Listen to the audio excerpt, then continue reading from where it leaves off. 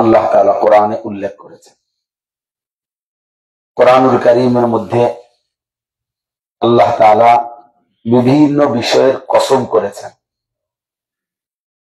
যত জিনিসের কসম আল্লাহ করছেন তাফসীরের মধ্যে আছে ওই জিনিস নিঃসন্দেহে দাম সম্মানিত।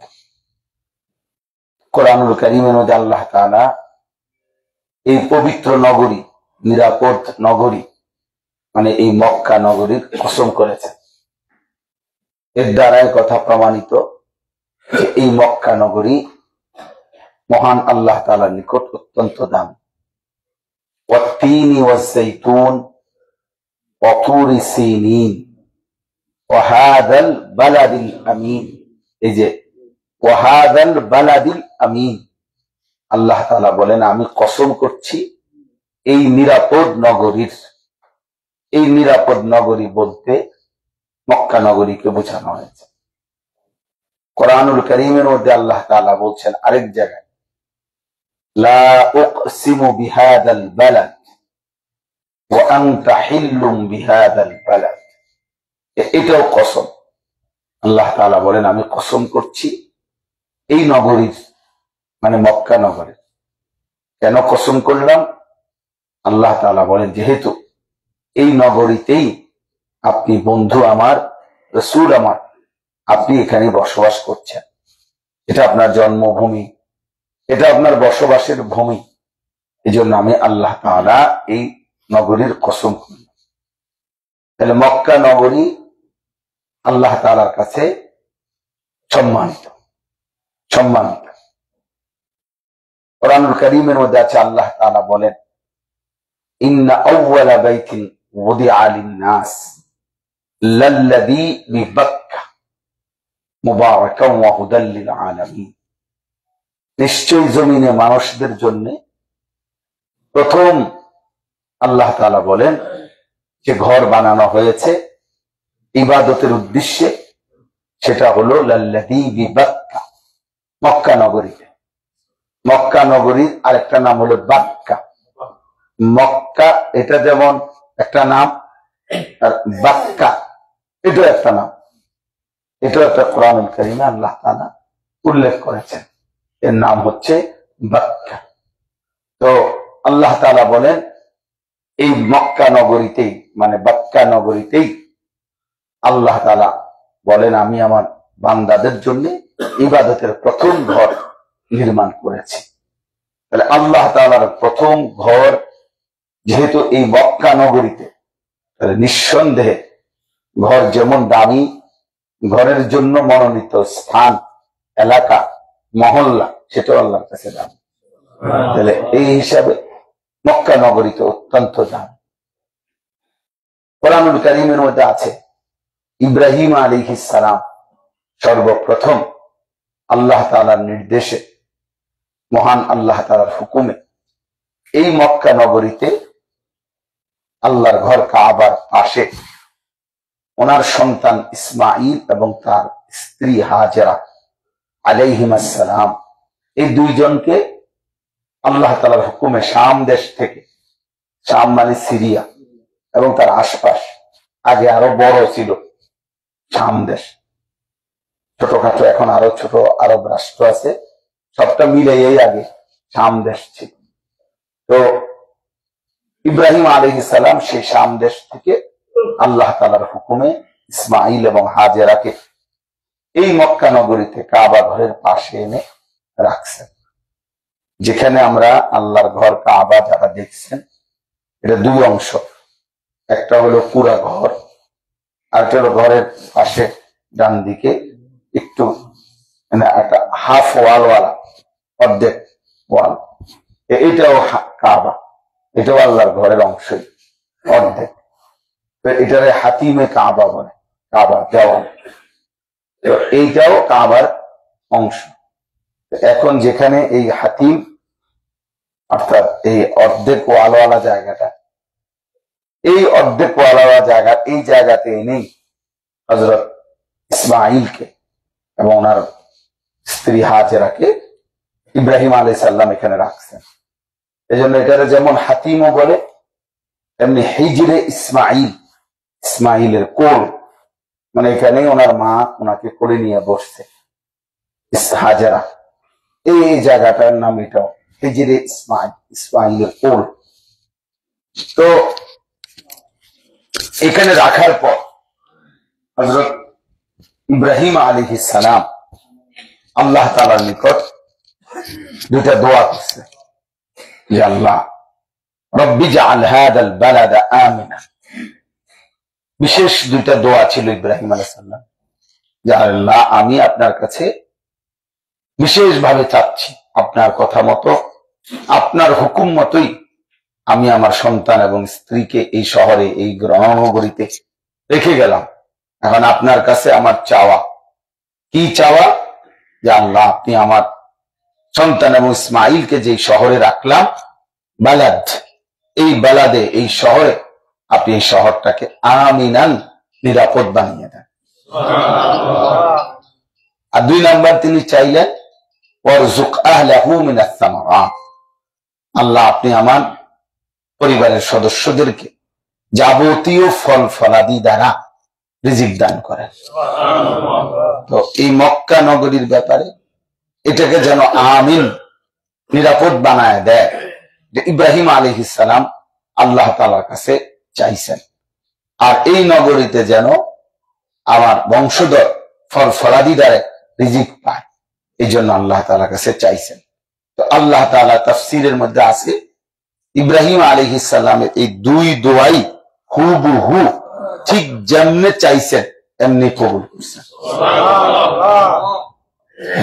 তাইলে এই নগরীর ব্যাপারে আল্লাহ তাআলা বলছেন ওয়াইদ জাআলনাল বাইতা মাসাবাতান লিন-নাস ওয়া আমনা। আল্লাহ তাআলা বলেন আমি আল্লাহই বানালাম এই ঘরকে, এই জায়গাকে মাসাবাতান লিন-নাস, সমস্ত মানুষের বারবার ফিরে আসার জায়গা, আর ওয়া আমনা, এবং নিরাপদ। ওমান দাখালাহু কানা আমিনা, আল্লাহ বলেন আমার এই ঘরের সীমানার মধ্যে যে ঢুকবে সেই নিরাপদ। একটা পিঁপড়াও নিরাপদ, সব নিরাপদ। সে আগে তো, এখন তো অনেক ক্লিনার, অনেক বেশি। আমি 15 সালে দেখছি আপনার একটা বিড়াল এই বসে এখানে, আপনার একজন, আমরা রুটি, ছোট্ট রুটির টুকরাটা ওই ফ্লোরে দিছিলাম একটা বিড়ালের, ছোট ছোট্ট বিড়াল আগে অনেক ছিল, এখন একটু কম দেখি। তো মানে বাহিরে যে আমরা যে ঢুকতে যে বাহিরের জায়গাগুলো সেহেন কয়, এগুলার বারান্দা বসে থাকে মানুষ, যেখানে বসে। তো বিড়ালটারে খাবার দিলাম একটু, এটা একটু খাইতেছিল। পরে আরো পুলিশ আসছে, আইসা আমগুলো বুঝাইলো যে ওকে যে এখানে খাইতে দিলা, তো সে তো এটা লালা লাগবে এখানে, তো এই জায়গাটা তো আবার ক্লিন না করলে আরেকজনে নামাজ পড়তে পারবে না। তখন আমি বুঝলাম যে হ্যাঁ, এটা তো ঠিক কথা বলছে, এটা তো উচিত হয় না আমার। তখন আপনার ওই পুলিশটা দেখলাম যে ওই বিড়ালটারে আসতে বললো হেল্লা সোরা, বিড়াল রে বললো, ও বিড়াল আসতে আর একটা সেকেন্ডও দেরি করলো না, বিড়ালটা আসতে সুন্দর চলে গেল, আর খায় নাই রুটির বাকিটা। ও হে সোরা কইছে, হে গেছে জলদি, মানে তাড়াতাড়ি করো সরো, এরপরে সাফ করে দিছে, মুছে দিছে। তাইলে একটা বিড়ালকে পর্যন্ত একটা লাঠি দেওয়া, ঠ্যাং দেওয়া, গুতা দেওয়া এমন না, এখানে বিড়ালটাও নিরাপদ। তো ওমান দাখালাহু কানা আমিনা, যে এর মধ্যে আসবে আল্লাহ তাআলা বলেন আমি তাকেও নিরাপদ বানিয়ে দিলাম। তাহলে এই দোয়া আল্লাহ তাআলা হুবহু কবুল করছেন। আর 2 নাম্বার হলো তিনি চেয়েছেন যে আল্লাহ এখানকার অধিবাসীদেরকে ফল ফলাদি দ্বারা রিজিক দেন। মূলত আসলে মৌলিকভাবে যেটা খাবার, এটাকে আমরা রিজিক বলি।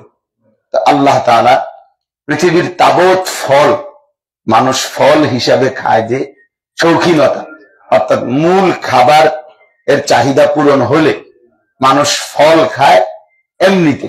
আপনার আপেল, মালটা যাই বলে, এটা এমনিতে খায় মানুষ, এটা হলো তার মৌলিক পেট ভরা যেটা রেকর্ড, এটার অতিরিক্ত। তাইলে আল্লাহ তাআলা ইব্রাহিম আলাইহিস সালাম তো চাইছেন, ফলও চাইছেন, আবার সেটা দ্বারা রিজিক যেন হয়, মানে মূল খাবারের কাজ যেন হয়, এইভাবে চাইছেন। দোয়াটা করছেন এভাবে দুইটা মিলাইয়া। এই জন্য আল্লাহ তাআলা তাও যেমনে চাইছেন এমনি কবুল করছেন। এই আরবের মধ্যে, এই মক্কা নগরীতে আল্লাহ তাআলা এই পরিমাণ, এই আরবের মধ্যে, গোটা আরবের বরকতে এই পরিমাণ খেজুর, এই ফলটা আল্লাহ তাআলা উৎপাদন করছেন। এই খেজুর একই দিকে এটা ফল, আমরা বলি এটা খেজুর একটা ফল, আর সাথে সাথে এটা পূর্ণ খাবারের চাহিদা পূরণ করে। খেজুরই একমাত্র ফল যেটা ভাতের এক প্লেট ভাতের বিপরীতে 4টা খেজুর খান, 6টা খেজুর আপনি খান, 5টা খেজুর খান, তো ওই ভাত খাইলে যে পেট ভরতো হুবহু এরকম কি হয়ে যায়, পেট ভরে যায়। ওই ঠিক যেমনে চাইছেন। তাইলে পবিত্র এই মক্কা নগরী, এই শহর, এই জায়গা, এই ঘরের আশপাশ সবটা নিরাপদ, নিরাপদ ইব্রাহিম আলাইহিস সালামের দোয়ার বরকতে। কোরআন হাদিসের মধ্যে আছে, আল্লাহ নবী সাল্লাল্লাহু আলাইহি ওয়াসাল্লাম বলছেন, ইন্না ইব্রাহিমা হাররামা মক্কা ওয়া ইন্নী হাররামতুল মদিনা, যে নিশ্চয়ই ইব্রাহিম আলাইহিস সালাম মক্কাকে হারাম মানে নিরাপদ ঘোষণা করেছেন, আর আমি রাসূল মদিনাকে নিরাপদ ঘোষণা করলাম, সম্মানিত ঘোষণা করলাম। ইব্রাহিম মক্কাকে সম্মানিত করলেন, আমি মদিনাকে কি করে দিলাম, সম্মানিত করে দিলাম। এই জন্য এখন মক্কাও হারাম। হারাম শব্দের দুই অর্থ, এক অর্থ হলো হালাল শব্দের বিপরীতে যে হারাম, সে শব্দের অর্থ হলো নিষেধ, হ্যাঁ, মামনু, নিষেধ। আর একটা হলো হারাম শব্দটি অর্থ হলো সম্মানিত, এই জন্য এটা মসজিদে হারাম বলে, হ্যাঁ, অর্থ হলো সম্মানিত। আরবি ভাষায় একই শব্দের ভিন্নমুখীয় অর্থ হয়, আপনার অনেক শব্দ আছে। আচ্ছা, তো এই ইব্রাহিম আলাইহিস সালাম এটাকে হারাম করলেন, রাসূলুল্লাহ সাল্লাল্লাহু আলাইহি সাল্লাম মদিনাকে হারাম ঘোষণা দিলেন। এই জন্য এখন এই দুইটাকেই হারামাইন শরীফাইন বলা হয়। হারামাইন শরীফাইন অর্থাৎ দুইটাই হারাম, এটাও সম্মানিত, মদিনাও কি সম্মানিত। আচ্ছা, তাইলে এই ছোট্ট কথাটা বললাম। এখন একটা জিনিস কি দেখলেন, একটা জিনিস এটা দেখলেন, কাবার এই সীমানায়, মক্কার এই সীমানায় বান্দা যদি দিল দিয়ে আল্লাহ তাআলার কাছে দোয়া করে, দোয়া চায়, তো ঠিক যেমনি বলছে, যা বলছে আল্লাহ তাই কবুল। উনি বলছে ওয়ারজুক, এটা রিজিক হইতে হইব, আবার বলছি এটা বাতিল হইতো না, ফল হইতে হইব। ওয়ারজুক আহলাহু মিনাস সামারাত, একে তো রিজিক দিবেন, দ্বিতীয়ত আবার ভাত দিয়ে দিলে হইতো না, ফলমূল দিয়ে রিজিক দিবেন। ইব্রাহিম আলাইহিস সালাম যেন, আল্লাহ যেন বললেন ঠিক আছে, তুমি যেমনে কো এমনে, তুমি যা চাও তাই, যেভাবে চাও সেভাবে। তাহলে এখানে দোয়া কবুলের ক্ষেত্রে নিশ্চয়তা আছে ইনশাআল্লাহ। বান্দা যদি না, আমরা এলাম গুনাহগার মানুষ, আমরা আর কি এর দোয়া, তো তারা আপনি কি এর দোয়া, তো দোয়া করেন না, আপনি গুমটা আমি গুনাই করেন, যেহেতু আপনি দোয়ায় কোনো কাম হইতো না, তো তা আপনি যেহেতু এটাই বুঝছেন যে আমি গুনাহগার মানুষ, আমি আর দোয়া করলে কি লাভ হবে, তো দরকার না, কিছু যেহেতু লাভ হবে না, তো আপনি গুনাই করেন, তাহলে বয়ে বয়ে হ্যাঁ, এটা কোনো কথা হইল না। এক মুমিন আল্লাহ তাআলার কাছ থেকে হতাশা প্রকাশ করবে, তো তুমি কার কাছে চাইবা, কার কাছে চাইবা? তাই আরেকজনের কাছে দাম চাইবে, আরেকজনকে আর আছে কেউ? তাহলে এই জন্য এটা খুব জরুরি, মনে রাখবেন। পুরা কোরআনুল কারীমের মধ্যে সবচেয়ে বেশি দোয়া, কোরআন শরীফে যতগুলো দোয়া আছে রব্বানা শব্দ দিয়া, এর মধ্যে সবচেয়ে বেশি দোয়া ইব্রাহিম আলাইহিস সালামের কোরআনুল কারীম। আল্লাহর ঘর এই কাবা তিনি পুনর্নির্মাণ করছেন আল্লাহর হুকুমে। আল্লাহ তাআলার কাছে ঘরটা নির্মাণ করে আল্লাহ সুযোগ দিচ্ছেন যে কিছু চাও, উনি এক লম্বা দোয়া করে দিচ্ছেন। দোয়া, রব্বানা তাকাব্বাল মিন্না ইন্নাকা আনতাস সামিউল আলিম, আয় আল্লাহ আপনি আমাদের এই খেদমতকে কবুল করে নেন। আল্লাহর কাছে উনি বলছে যে আমরা আপনার ঘর যে বানাইলাম, এই খেদমত আপনি কবুল করে নেন। রব্বানা ওয়াজআলনা মুসলিমাইন লাক, আল্লাহ আমরা বাপ পুত্র ইব্রাহিম ইসমাঈল আমাদের দুইজনকে ইসলামের উপরে দৃঢ়তা, আপনার দ্বীন মানার উপরে মজবুতি দান করেন। ومن ذريتنا أمة مسلمة لك। আল্লাহ, আমি আর আমার ছেলে, কথাটা খেয়াল করেন, আমি এবং আমার ছেলে আপনার ঘর বানাইছি। পুরস্কার শুধু আমগো দুইজনকে দিলে হবে না, ইমান ইসলাম আমাদের দুইজনকে দিলে হবে না। আপনার কাছে আমাদের দোয়া, আমার বংশধর কিয়ামত পর্যন্ত যেভাবে চলবে বংশধারা, এই পুরো বংশধারার মধ্যেই উম্মতে মুসলিমা আপনার অনুগত জাতি হিসাবে কবুল করে নেন। আমার খানদান কিয়ামত পর্যন্ত, এটা মনে রাখ। দোয়ার মধ্যে আল্লাহ আমার ফুত, আমার ছোট ছেলে সফওয়ান, আল্লাহ আমার বড় ফুত সালমান, আমার বড় মেয়ে নাফিসা, আমার ছোট মেয়ে সুমাইয়া, মানে আমার গুলো আমি কইলাম, আমার 4 জনের নাম আমি বললাম। তো আল্লাহ এরারে দোয়া দয়া করে, রহমত করে না, এতটুকু না। আল্লাহ আমার সন্তান, আমার সন্তানের খানদান, আমার আগামী খানদান কিয়ামত পর্যন্ত। আমি আজকে সকালেও তাওয়াফ করতেছি ফজরের পরে, তা আমার বিবিরে, আমি আর আমার বিবি একসাথে তাওয়াফ করছি। পরে আমি বলছি, বলো আল্লাহর কাছে দোয়া করো যে এই আমার নিশ্চিত, আমি বললাম যে আমার আব্বা আম্মা দুইজনই হজ করছে, এই ঘরে আসছে, আমার আব্বাও আমার মা। আমার মা ক্লাস 4 পাস, 4th শ্রেণী, মায় 5ম শ্রেণীতে উঠছে, মার বিয়ে হয়ে গেছে। আমার মাই বলছে, কয় 5ম 5-এ উঠছি স্কুলে, প্রাইমারি স্কুলে করতো ঘরের বাড়ির পাশে, তোর নানি কইছে আর যাওয়া লাগতো না স্কুলে, তোমার বিয়া। বুঝিও না বিয়া কি, এরকম ছোট ছিল। তো এই মা আসছে এখানে, আমার বিবি, তার বাপ মা, মানে আমার শ্বশুর শাশুড়ি, ওনারাও এই ঘরে আসছেন। তাইলে আমি বললাম যে আমার আব্বা মা, তোমার আব্বা মা, এই দুইজনই দুদিকেই নিশ্চিত দোয়া করছে আমাদের জন্য। তো বিনিময়ে আজকে আমিও আসছি, তুমিও আসছো, তো আমি আর তুমি এই পরিমাণ দোয়া করো যে আল্লাহ যেন আমাদের সন্তান, আমাদের সন্তানের সন্তান, কিয়ামত পর্যন্ত প্রজন্মকে, হ্যাঁ, আল্লাহ তাআলা যেন এই ঘরে আসার তৌফিক দেন। এটা খুব খেয়াল করবেন, খুব খেয়াল করবেন, সারাদিন দোয়া করবেন। সারা ওমিন যুররিয়াতিনা উম্মাতাম মুসলিমাতান লাক। আমার মা যখন প্রথম হজ থেকে গেছে, আমার মনে আছে ছোটবেলায়, আমরা যে পুরা মনে আছে, মাহফুজ এমন জুস কলজা ঠান্ডা হয়ে যায়, মাই কইতো, কয় যে কলজা ঠান্ডা হয়ে যায়, এদ্দুর যায়, এদ্দুর ঠান্ডা হয়ে যায়। হ্যাঁ, আল্লাহ তো করে নেক, আল্লাহ তো করে নেক, আল্লাহ তো করে নেক, ওই শুধু এই কথাটা কইতো যে আল্লাহ তো করে নেক। তাহলে মায়ের জুস খাইতে গিয়ে সন্তানের কথা কি করছে, মনে করছে আল্লাহ আমার সন্তানরে এইখানে আইন না, এই জুস খাওয়াই, ঠিক না? তো তাহলে আল্লাহ তাআলা বলছে, আচ্ছা ঠিক আছে, তুমি আমার কথা বললা, তো আমি তোমার সন্তানকে আনবো। তো বিনিময়ে আমরা আসছি।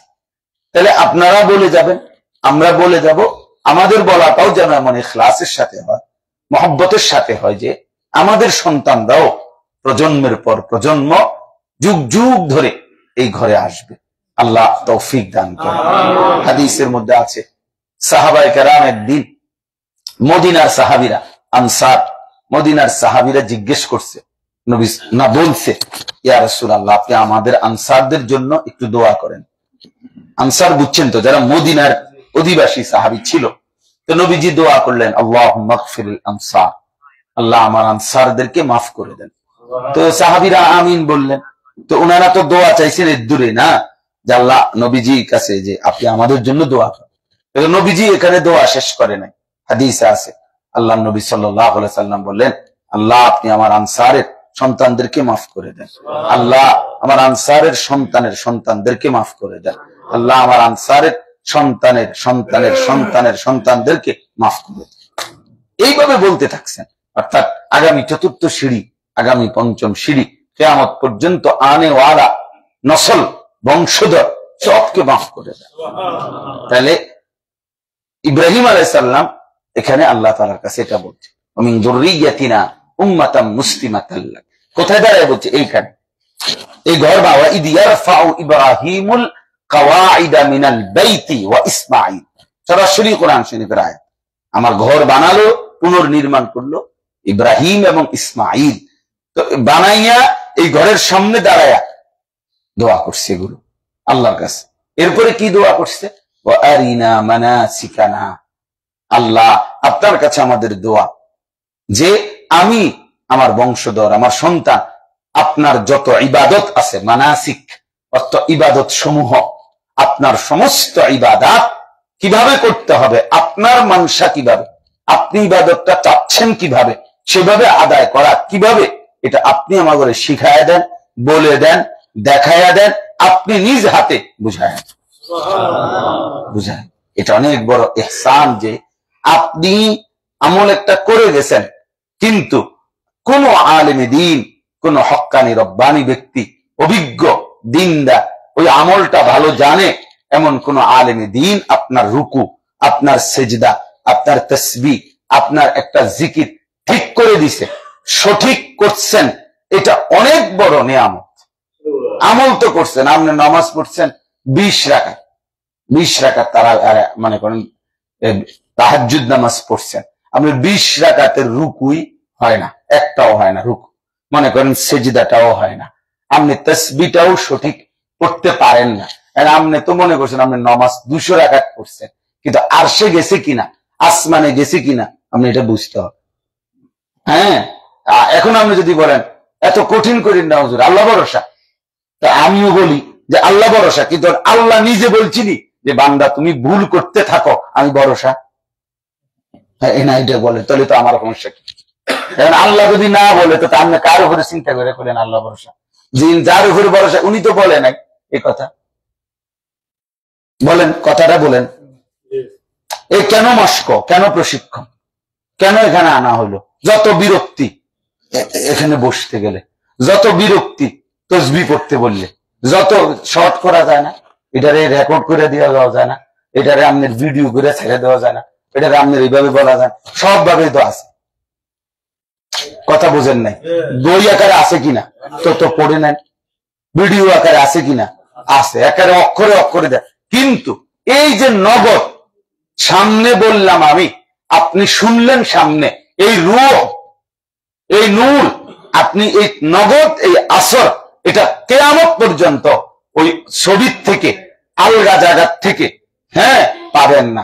একজন মহিলাকে জিজ্ঞাসা করেন যে মহিলা যদি ওই বইয়ে, রান্নার বই থেকে রান্ধে, যে আমি আলহামদুলিল্লাহ রান্নার বই একদম মিলাইয়া মিলাইয়া তোমার জন্য ওই মুরগি রান্না করছি, তাহলে এগুলো এই ভিডিও খাইতো না, বেড়ি জামাই না 14 গোষ্ঠীও খাইতো না। এগুলা সে শিখতে হবে। তাকে আরেকজন জীবন্ত কোন মহিলার সাথে থেকে, সে তার শাশুড়ি হোক, সে তার মা হোক, সে তার জাল, মানে আমাদের দেশে আগের ভাইয়ের বউ নাকি, তা করে বলে, এদের কারো কাছ থেকে সে কি করতে হয়, এটা দেখতে হয়, এটা তাকে শিখতে হয়। এর উপরে 6 মাস পরে, 1 বছর পরে আলহামদুলিল্লাহ সেই অনভিজ্ঞ মহিলাটাও সুন্দর রাধুনী হয়ে আছে। তাইলে এটা শিখতে হয়। ও আরিনা মানাসিকানা, বলছে আল্লাহ এই ঘরের সামনে দাঁড়াইয়া যত ইবাদত আছে আপনার, সে ইবাদত শিখায়। এই জন্য আমার বাপ মনে কষ্ট নিবেন না, আমি একটু শক্ত কথাটা বললাম, কিন্তু এটা খুব জরুরি। আমল শুদ্ধ হওয়া, কসম আল্লাহ, এটা বাধ্যতামূলক। যদি বলেন এটা বাধ্য, আমি 100 কেমনে বললে আপনি বুঝবেন বাধ্যতামূলক, আমি অমনে বলি, আপনি মানে আপনি গুরুত্ব বুঝবেন কি বলি। ফামান কানা ইয়ারজু লিকা রাব্বিহি ফালিয়ামাল আমালান সালিহা। আল্লাহ তাআলা সরাসরি কোরআনে বলছে, যদি জান্নাত পেতে চাও, যদি আল্লাহর সাক্ষাৎ পেতে চাও, যে আল্লাহর সাক্ষাৎ পাবে সে জান্নাতি হবে, যে জান্নাতি হবে সে আল্লাহর কি পাবে, সাক্ষাৎ পাবে। তো আল্লাহর সাক্ষাৎ যদি পেতে চাও, মানে জান্নাত পেতে চাও, ফালিয়ামাল, সে যেন আমল করে, আমালান সালিহা, বিশুদ্ধ আমল। কি আমল? বিশুদ্ধ আমল। মূলত আমরা যে বলি নেক আমল, এটাও ঠিক আছে, যা নেক আমল তা বিশুদ্ধ আমল, যা বিশুদ্ধ আমল তাই নেক আমল। আমল যদি বিশুদ্ধ না হয় সেটা নেক আমল হয় না, আমল যদি নেক আমল হয় সেটা বিশুদ্ধ না হয়ে হবে না, হবে না। একথা জরুরি আপনার।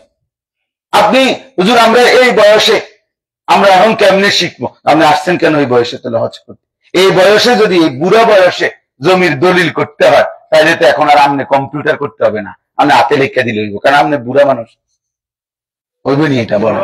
হ্যাঁ, তো তাহলে এখনকার লেটেস্ট যেই নিয়ম, আপনি এখন দলিল করলে 200 বছরের বুড়া মানুষও যদি দলিল করে, তো এখনকার আইনে করবে নাকি আরো 100 বছর আগের আইনে করবে? হ্যাঁ, তো তাইলে ওখানে এখন একটা ফলো করতে হবে কেন? আপনি না বয়স্ক মানুষ, আপনি না বুড়া মানুষ, আপনার কার এই বয়স আসেনি এখন।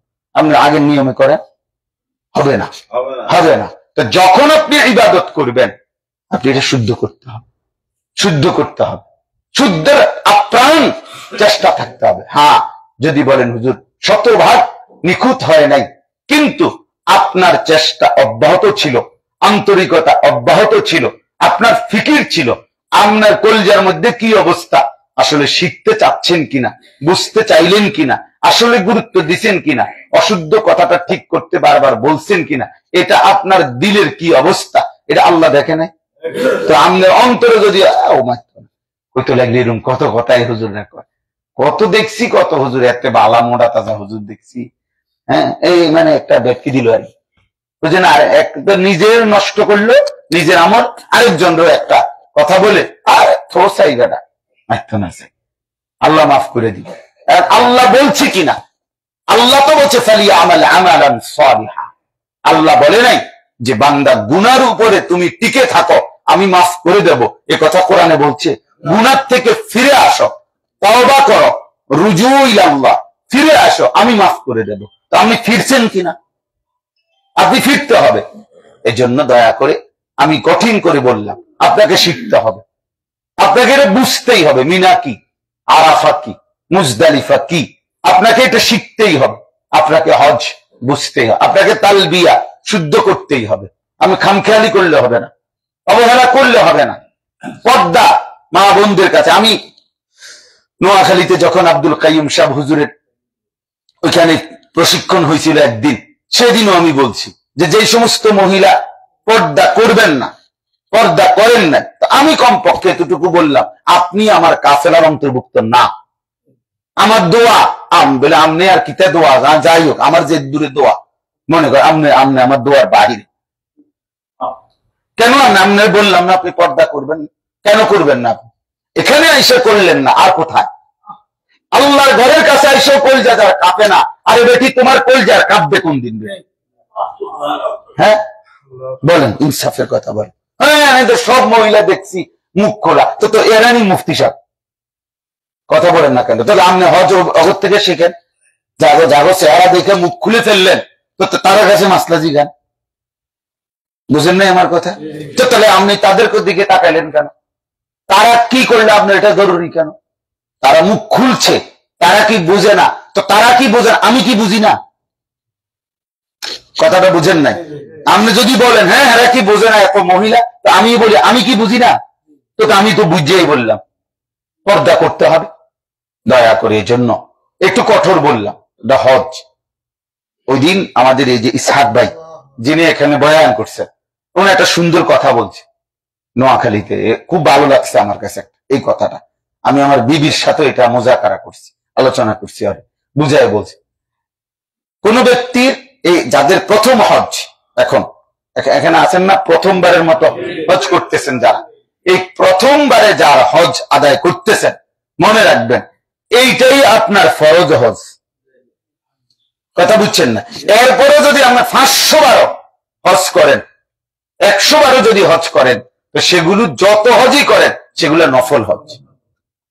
তাহলে এই হজ আপাতত শিক্ষা যায়, একটা চাইয়া যায় না, বিষয়টা একটা আইডিয়া তো হলো, মানে আইডিয়া করতে বলছেন, আইডিয়া বাইর থেকে তো আপনার আইডিয়া আছেন, যেন অনেক মানুষ হজ করে।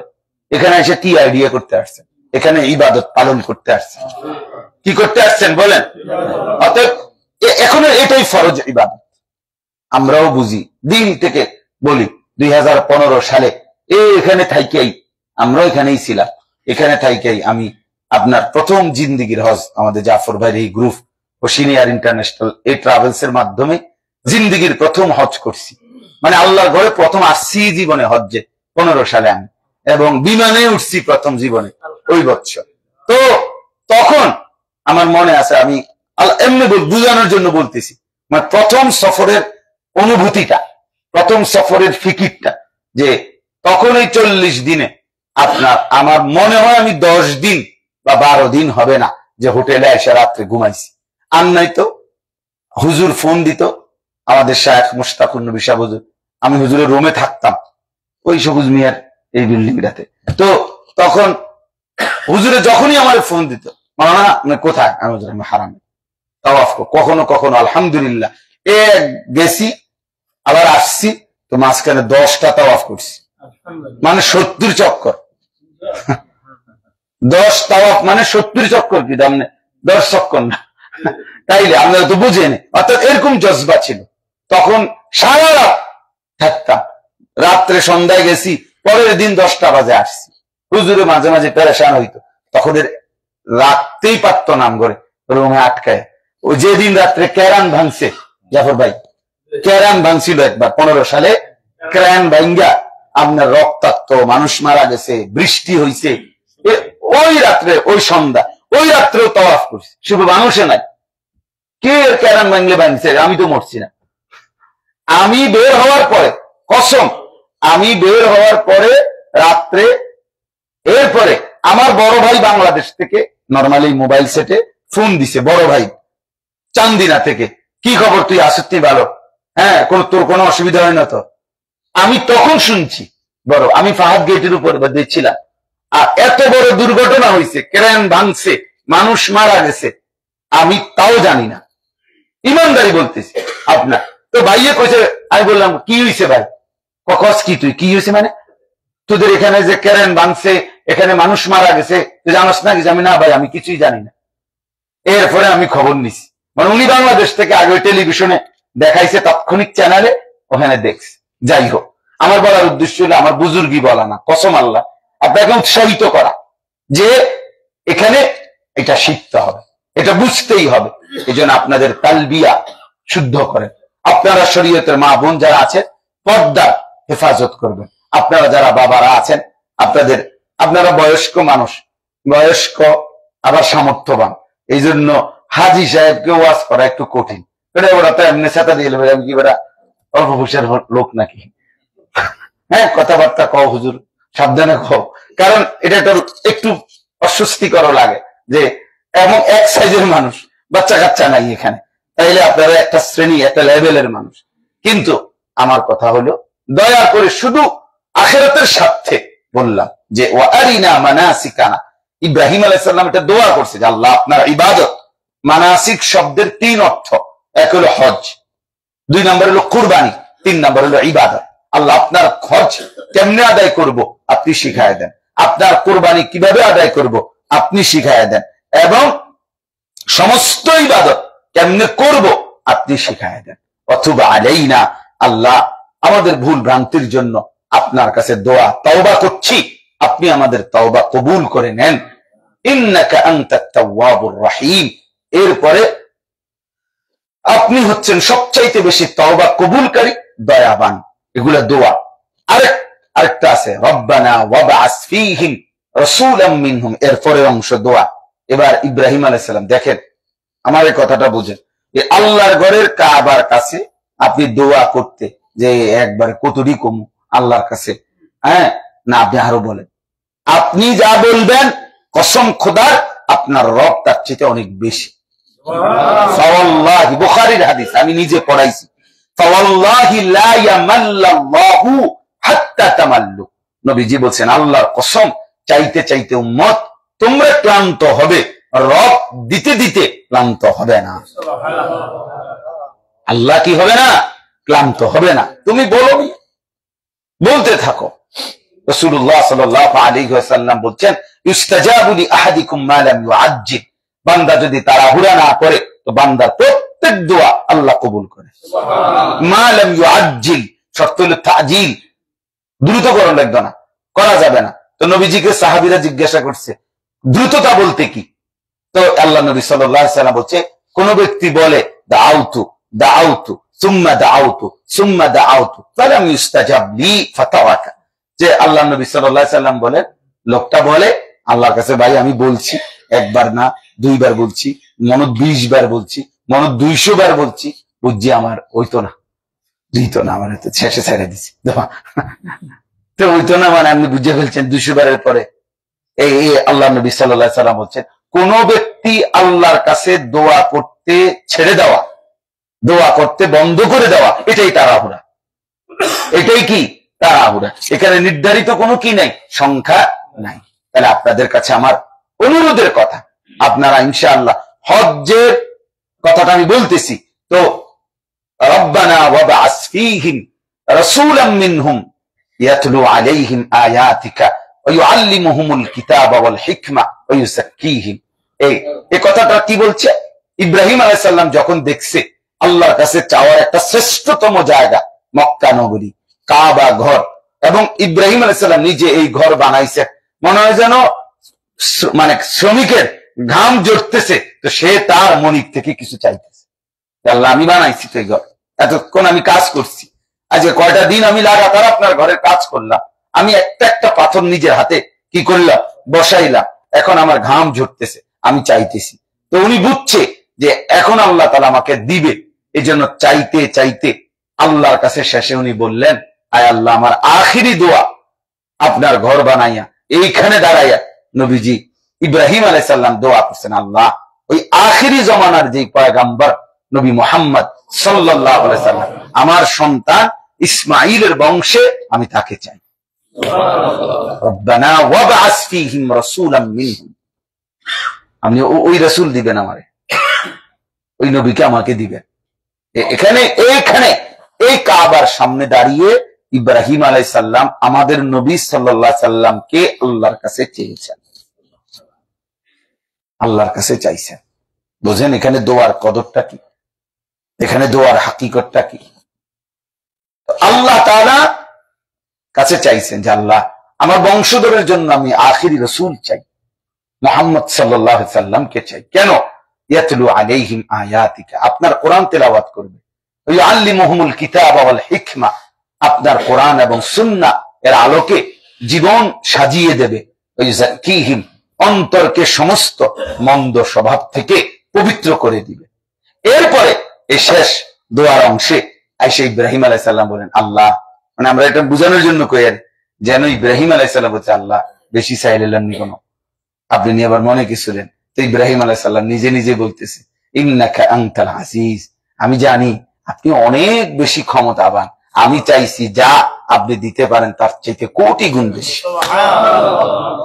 ইন্নাকা আনতাল আজিজ, আপনি তো আজিজ, আপনি তো মহা ক্ষমতাবান, আপনারই তো সবই তো আপনার, আমি আর কি চাইলাম, আপনার মতো মালিকের জন্য এগুলো দেওয়া তেমন কিছু না। দেখেন যেটা বলছে, যা বলছে, যেমনে বলছে সব কবুল হয়েছে, এই দোয়াগুলো কবুল হয়েছে, এই দোয়া। এবং আখিরি জামানার নবী সাল্লাল্লাহু আলাইহি সাল্লাম আমাদের রাসূল ইসমাঈলের বংশধর, ইব্রাহিমের বংশ।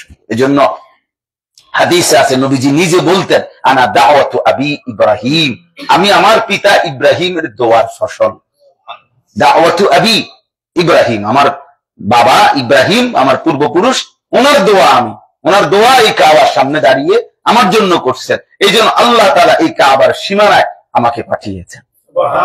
এইখানে রাসূলুল্লাহ সাল্লাল্লাহু আলাইহি ওয়াসাল্লামের জন্মভূমি কিনা, কথা বলেন না, এখানে জন্মভূমি। ও পিছনে আছে, আপনি ছোট্ট একটা ঘরকে বলা হয়, হ্যাঁ অধিকাংশই বলে, তো ওইটাই, বাকি ওইদিকে হওয়ারই সম্ভাবনা, কারণ এই আবু জেহেলের বাড়ির পিছনে আপনার এখানেই শিয়াবে আবি তালেব, এখানেই রাসূলুল্লাহ সাল্লাল্লাহু আলাইহি ওয়াসাল্লামের চাচারা থাকতেন, হ্যাঁ আকিলের সম্পত্তি এখানে, এই জায়গা, এই ঘর যেটা বলে, এই ঘরের এই পুরো জায়গাটাই হলো নবীজি সাল্লাল্লাহু আলাইহি ওয়াসাল্লামের চাচাদের সম্পত্তি ছিল, এবং এই বাপ চাচাদের। তো এই জন্য আপনাদের কাছে আমার অনুরোধ, আপনারা প্রত্যেকেই ইনশাআল্লাহ বেশি থেকে বেশি যা দরকার কিয়ামত পর্যন্ত আপনার বংশে যা দরকার তা চাইবেন ইনশাআল্লাহ। তবে ঈমান চাইবেন, আমল চাইবেন, আখিরাত চাইবেন, তাকওয়া চাইবেন। ইব্রাহিম আলাইহিস সালাম পরবর্তী বংশধরের জন্য কি চাইছেন? আখিরি নবীকে চাইছেন। আখিরি নবীকে কেন চাইছে? যেন আমার বংশধর কোরআন তেলাওয়াত করতে পারে, আমার বংশধর যেন কোরআন সুন্নাহ মতো জীবন শিখতে পারে, আমার বংশধর যেন অন্তরকে পবিত্র করতে পারে। তাইলে আমার সন্তান যেন থাকে দুধে ভাতে, এটা না দোয়া, আমার সন্তান যেন থাকে ইমানে আমলে।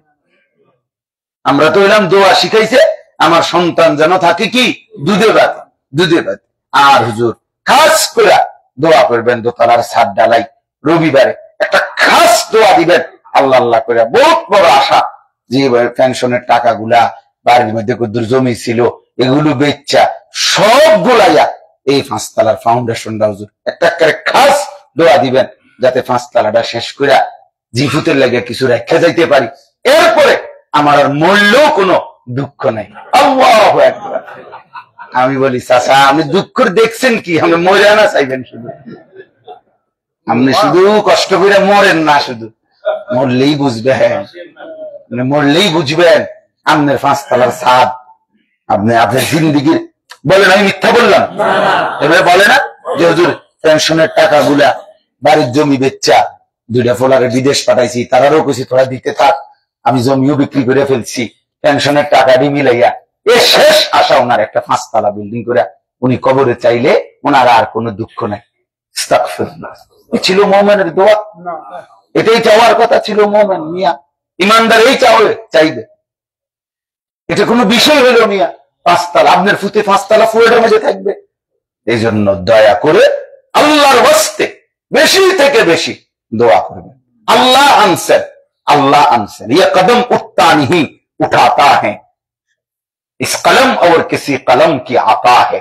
ভারতের একজন বিখ্যাত কবি এটা বলতেন, জিগার মুরাদাবাদী রহমাতুল্লাহ আলাইহি।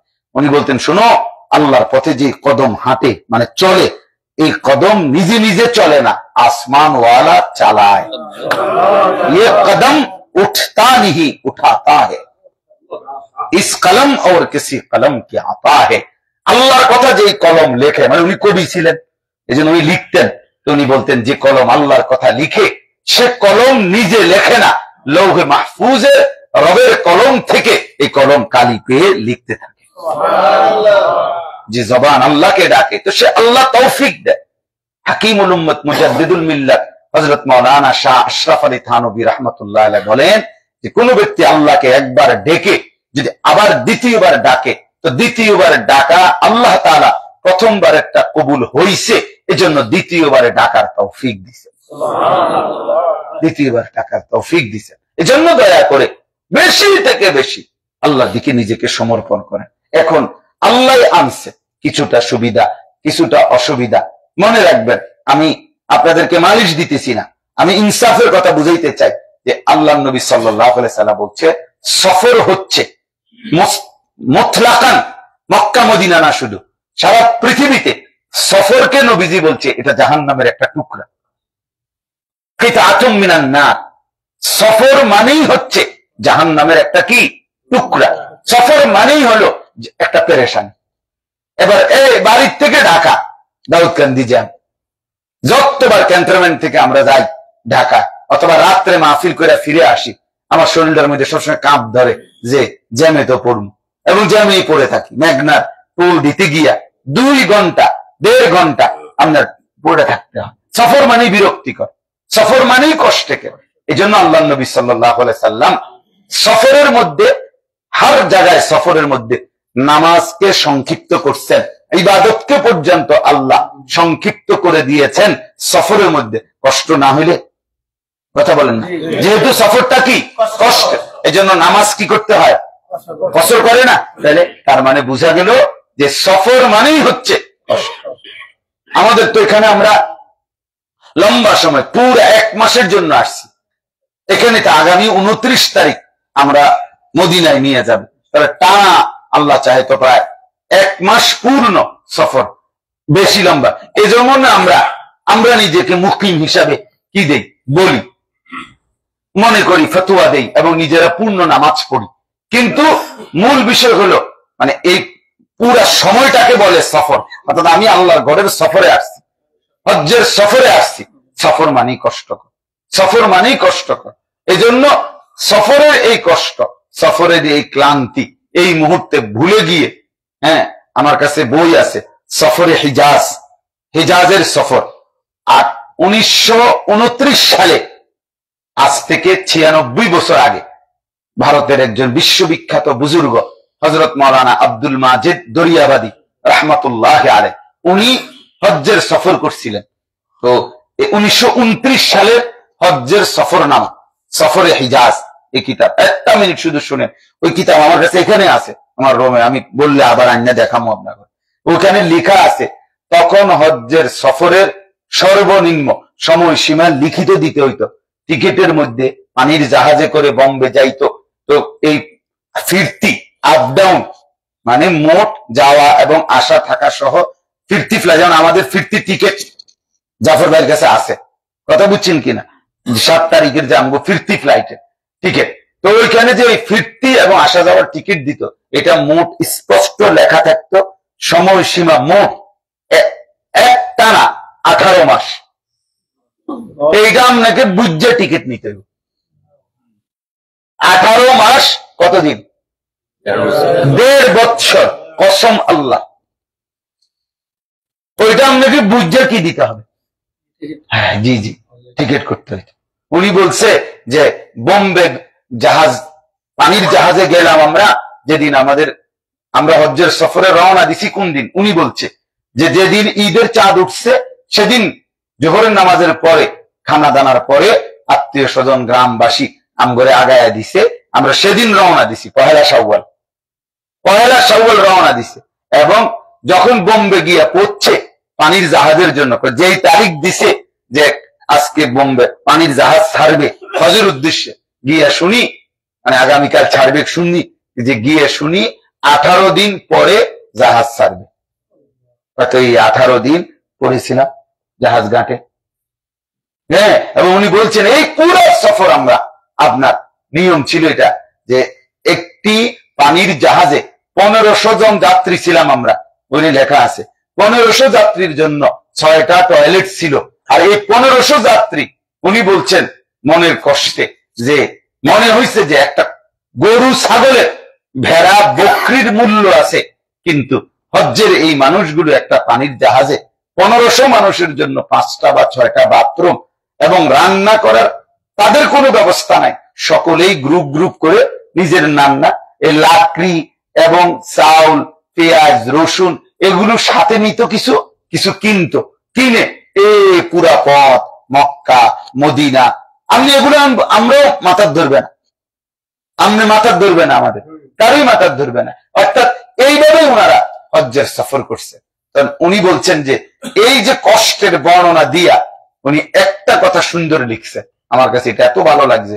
উনি বলছেন যে প্রিয় শ্রোতা, মানে আমাদের শ্রোতাদেরকে বলতেছে যে আপনাদের কাছে এতগুলো কষ্টের বর্ণনা দিলাম, কিন্তু যাদের ব্যাপারে বর্ণনা দিলাম, মানে টয়লেট 5টা, লোক 1500, গাদা গাদি করে একসাথে বসছে, রান্না নিজের, অপেক্ষার কোনো শেষ নাই, সব বর্ণনা দিয়ে উনি বললেন যে যাদের ব্যাপারে এই কষ্টের বর্ণনা দিলাম এবার তাদের হালাত শোনেন। উনি বলতেছেন তাদের এই 1500 যাত্রীর মধ্যে যারা আল্লাহর ঘরের হজ্জের উদ্দেশ্যে যাইতেছে, উনি বলেন যে আল্লাহর কসম, তাদের কারো চেহারার মধ্যে তারা যে এই পরিমাণ কষ্ট করতেছে তার ন্যূনতম কোনো ছিটে ফোঁটা তাদের চেহারাতে নাই। তাদের ফিকির একটাই, মালিকের ঘর দেখবো, আল্লাহর ঘরে যাচ্ছে। এই কথা, এটা এই রূহ, এটা বিশ্বাস করে এই হজ্জের সফরে যুক্তি দিয়ে কিছুই হবে না। এখানে যাচ্ছি কোথায়? যাচ্ছি কোথায়? মালিকের ঘর দেব, মালিকের ঘর দেব। উহুদের যুদ্ধের দিন যে মহিলার 4 জন সদস্য মারা গেছে, নবীজির এক মহিলা সাহাবীর স্বামী মারা গেছে, ছেলে মারা গেছে, বাবা মারা গেছে, ভাই মারা গেছে, তিনি শুধু এক কথাই বলতেছিলেন, মা বালু মুহাম্মদ, মুহাম্মদ সাল্লাল্লাহু আলাইহি সাল্লাম, আমার রাসূলের হালাত কি বলো, নবীর হালাত। ছুটতে ছুটতে তখন উহুদের প্রান্তরে গিয়ে আল্লাহ নবী সাল্লাল্লাহু আলাইহি সাল্লামকে এই মহিলা সচক্ষে দেখছে, আমরা নিজে কিতাবে পড়ছি। এই মহিলা বলছে, ওয়াকুল্লু মুসিবাতিন বাদাকা জালালুন ইয়া রাসূলুল্লাহ, হে আল্লাহ রাসূল, কসম খোদার রাসূল, আপনাকে যখন সচক্ষে দেখলাম তো আমার পিছনে সব দুঃখ ভুলে গেলাম। আমার ছেলে হারাইছে আমি শুনছি, আমার স্বামী শাহিদ হয়েছে আমি তাও শুনছি, আমার বাবা শহীদ হয়েছে আমি এটাও শুনছি, আমার সন্তান, আমার ভাই সব কোরবান, ইয়া রাসূলুল্লাহ আপনাকে তো দেখলাম। বাপ আমার, আসলে আমি আপনার এটা ইনসাফের সাথে বলি, শেষ পর্যন্ত মনে রাখতে হবে যে এটা আল্লাহ আনছে, মালিকের ঘর দেখলাম। कहां ये मेरी किस्मत के तवाफ तेरे घर का, मैं जागता हो या रब या ख्वाब देखता हो। बुजुर्गाने दीन এটা আল্লাহর ঘরের সামনে দাঁড়িয়ে এই শের পড়তেন। হাকিম আখতার করাচি হযরত রাহমাতুল্লাহ আলাইহি বলতেন, আয় মাওলা, আমার কি কিসমত, আমি আপনার ঘরে দাঁড়াইলাম, তাওয়াফ করছি আপনার ঘরে। मैं जागता हो या रब या ख्वाब देखता हो, আমি বুঝতেছি না মাওলা আমি কি জেগে আছি নাকি স্বপ্ন দেখতেছি। मैं जागता हूँ या रब या ख्वाब देखता हूँ। ख्वाব মানে কি? স্বপ্ন। আমি কি স্বপ্ন দেখছি? আপনার ঘরে ঘুরছি, আপনার ঘরে ঘুরছি। আমি আমার বিবিরে বললাম যে আজকে 2টা বছর ধরে তোমারে নিয়ে কত কিছু তোমারে বুঝাইছি, বাচ্চাটা কেমনে কি করব, কোন দিন কি হবে, বাজান আনছুনি, প্রস্তুতি আর প্রস্তুতি। গত 6 মাস ধরে আমার বাসার মধ্যে দেখলাম এ শুধু শিলায় আর শিলায়, শিলায় আর শিলা, কি কি শিলায়, শুধু কত কিছু যে শিলাইছে আপনার, মানে একটা প্রস্তুতি, একটা প্রস্তুতি। সেই ঘরে আল্লাহ নিয়ে আসছে, আল্লাহ নিয়ে আসছে। এই জন্য আমরা প্রত্যেকেই ইনশাআল্লাহ এই ফিকির করা দরকার, এই ফিকির যেটা মহব্বতের সফর। আজকের কথা আমি এখানেই শেষ করতে চাই যে এটা মহব্বতের সফর। হজ মানে দেওয়ানা সফর, হজ মানে আশেকানা সফর, হজ মানে ভালোবাসার সফর। এখানে শুধুই ভালোবাসা, শুধুই মহব্বত, শুধুই মহব্বত, শুধুই মহব্বত, শুধুই মহব্বত। হজ মানে দেওয়ানা, দেওয়ানা মানে যে পাগল, কারোর জন্য যে পাগল হয় তার তো কি কয়? দেওয়ানা। এই হজকে বলা হয় দেওয়ানা সফর। মানে এখানে আপনি আল্লাহর ঘরে শুরু হবে, দেখেন হজ যখন শুরু হবে আপনারে মঙ্গলবার দিন সন্ধ্যাবেলায় আগে আগে রাতের ভিতরে নিয়ে যাবে মিনাতে, ধরেন তো মিনাতে আপনি রাত্রে যখন যে পৌঁছবেন তখন আপনার শুরু হবে যে আপনার এটা এত সিকোয়েন্স, এই যে তোষক এটা একটু বাড়াই দিলে কি হইতো, লাগলে জাফর ভাই 10,000 টাকা বেশি নিত। জাফর ভাই বলবে যে আল্লাহর কসম এটা আমার দায়িত্ব না, এটা সৌদি কোম্পানির দায়িত্ব। আপনি বলবেন যে বালিশ এটা এমন কা, এইভাবে কথা হইলো, এবার মাঝখান দিয়ে আবার একটা সিট দিলেন, আমি এবার ডিঙ্গাইয়া উঠমু কেমনে, জামু কেমনে, ভাই আপনি একটু চাপ দেন, আমি ব্যাগটা এই মাত্র এখানে রাখলাম, আপনি ব্যাগটা সরাইলেন কেন। এই সব করে হাজি সাহেব যখন সিটটা মাত্র ঘুষাইছে, রেডি করছে আর কি, এই বিভিন্ন রকমের নানা কথাবার্তা বলার পরে যখন রেডি হইয়া ঠিক করছে সিট, এই সময় ওনারে বলবে এখন ওঠেন আরাফাত যাইতে হবে। আমি কি লেগে কাবজাবি করলাম, আমি বলবেন না আগে মিয়া এত কম টাইম মিয়া, এই জন্য এখনই বলে দেন যে টাইম খুব কম, কথাটা বুঝছেন। এই জন্য এই আরাফা, আরাফার ময়দান থেকেও এই আমনের কাবজাব বাথরুম আরো 10টা বাথরুম বাড়াই দিলে কি হইতো, এভাবে লাইন ধরা কি সম্ভব? না হজ করতে আসছি না লাইন দিতে আসছি, কথা বলতে বলতে কিন্তু আপনার উকুফের টাইম চলে যাইতেছে, আপনি শেষ। এরপরে সন্ধ্যা হলেই আপনাকে বলবে চলেন হাঁটেন, বেরোন, আবার গাড়িতে ওঠেন, আবার মুজদালিফা, মুজদালিফায় ভোর না হতেই আপনাকে বলবে আবার হাঁটেন, হাঁটেন মিনায় পাথর মারার জায়গার মধ্যে আসেন, পাথর মারলেই আবার তাবুতে ফিরেন, অথবা আবার কাবা ঘরে আসেন, তাওয়াফ করেন, সাই করেন, মাঝখানে কোরবানি করবে, মাথা মুন্ডন করবে, আবার ফিরে যান, আবার পাথর মারবেন, আবার পাথর মারবেন। তার মানে কি আমার এতগুলো টাকা খরচ করে আসার পরে যখন হজ শুরু হইল, ওই জন্যই তো আইসি, আগে পিছের জন্য আসি নাই, আমরা হজের জন্য আসছি। এই হজ মানে আমার শুধু ঘুরাইতেছে, দেওয়ানা, দেওয়ানারে শুধু কি করে ঘুরায়। মালিক যেন বলে আমারে তালাশ করছো, আসো মিনায় আসো, মিনায় আসছে আল্লাহ বলছে না না না আরাফায় আসো, আরাফায় আসছো এভাবে ঘুরাইতেছে, মুজদালিফায় আসো, মুজদালিফায় আসছো তো মিনায় আসো, পাথর মারো। এই এক ঘুরানি দিতে দিতে আল্লাহকে যদি বলি আল্লাহ ঘুরান কেন, আল্লাহ তাআলা বলে বান্দা তোমার ঘুরানো শেষ, জিন্দেগির গুনাহ সব শেষ। এক মা তার সদ্যজাত সন্তান যেভাবে মায়ের পেট থেকে প্রসব করে এইভাবে নিষ্পাপ হয়ে যায়, এভাবে গুনাহমুক্ত হয়ে যায়। আমি একবার আরাফাত থেকে আসতেছি, তখন এই আরবীয় পুলিশ আমার বলছে মারহাবান ইয়া মান ওয়ালাদাতহু উম্মু, মারহাবা বলছে মানে হাজি মারহাবা যাকে তার মা এই মাত্র প্রসব করলো। হে ওই ভাই মানে হে হাজি তোমাকে যেন তোমার মা এই মাত্র কি করলো, এই কথা বলে মারহাবা বলতেছিল। হ্যাঁ, আর এরা তো বলেই আরাফার দিন সন্ধ্যা হইতেই হ্যাঁ আপনার পুলিশ বা সব আরবীয়রা বলে হাজ্জুন মাবরুর, সাইয়ুম মাশকুর, চিল্লায়া বলতে থাকে। তাইলে এই জন্য ইনশাআল্লাহ আল্লাহর নবী সাল্লাল্লাহু আলাইহি সাল্লাম বলছেন আরাফার ময়দানে আমার উম্মত দাঁড়াইছে, দোয়া করছে, গুনাহ মাফ চাইছে, অথচ সে যদি মনে মনে ভাবে আয় হায় আমার গুনাহ জানি মাফ হইবনি, আমার আল্লাহ যেন গুনাহ মাফ করবেনি, আল্লাহ রাসূল বলছে ওই লোক সবচেয়ে বড় মিথ্যাবাদী এবং সবচেয়ে বড় দুর্ভাগা বদনসিব, যে বেটা আরাফার ময়দানে যাইয়াও তোমার গুনাহ মাফ করছে কিনা, আল্লাহর ব্যাপারে এটা ভাবলা কেমনে? বরং আল্লাহ তো তোমার আরাফার মাঠে আনছেই মাফ করাবার জন্য। আনছেই কি জন্য বলেন? হ্যাঁ, যাকে আল্লাহ নিছে তাহলে তো আল্লাহই নিছে, ওইখানে মাফ করাবার জন্যই নিছে। ইনশাআল্লাহ মাফ হয়ে যাবে ইনশাআল্লাহ। দিল চাই, ইখলাস চাই, তাকওয়া চাই। এই জন্য এখন কোনো ভাবনা নাই, ভাবনা একটাই, হজ। ভাবনাটা কি বলে? হজ। এক কথা, এক কথা, সবার সাথে একই কথা, সবকিছু ছাপাইয়া আপনি দেখবেন ইনশাআল্লাহ হজের 4 দিন পরে দিলের মধ্যে যদি হজ শেষ করার পরে কৈফিয়ত আসে, হৃদয়ের মধ্যে নূর আসে, অন্তরের পরিবর্তন আসে, তো ইনশাআল্লাহ আপনার হজ দামি হবে, সফরটা কি হবে? দামি হবে। এই জন্য ইনশাআল্লাহ আমরা শুনবো আমাদের অভিজ্ঞ মুআল্লিম, তা আমরা ইনশাআল্লাহ সবাই মিলে ইখলাস ও তাকওয়ার সাথে গুনাহ মুক্ত হয়ে আল্লাহর জন্য হজ্জের এই কার্যাবলী সুন্দরভাবে মহব্বতের সাথে পালন করব, বলেন ইনশাআল্লাহ। আর বেশি বেশি দোয়া করবেন এবং সামনের এই সফরের জন্য নিজেকে মানসিকভাবে প্রস্তুত রাখবেন।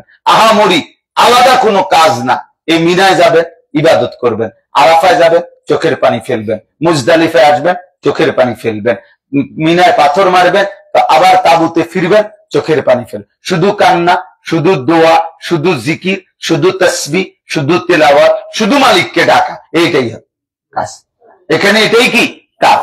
আল্লাহ তাআলা আমাদেরকে তৌফিক দান করেন। আবার সুযোগ হলে ইনশাআল্লাহ আবারও বলবো। সুবহানাল্লাহি ওয়া বিহামদিহি। সুবহানাকাল্লাহ। আসসালামু আলাইকুম ওয়া রাহমাতুল্লাহি ওয়া বারাকাতুহু। আমাদের মূল উদ্দেশ্য হজ। হজের জন্য আমাদের শারীরিক সুস্থতা একান্ত জরুরি।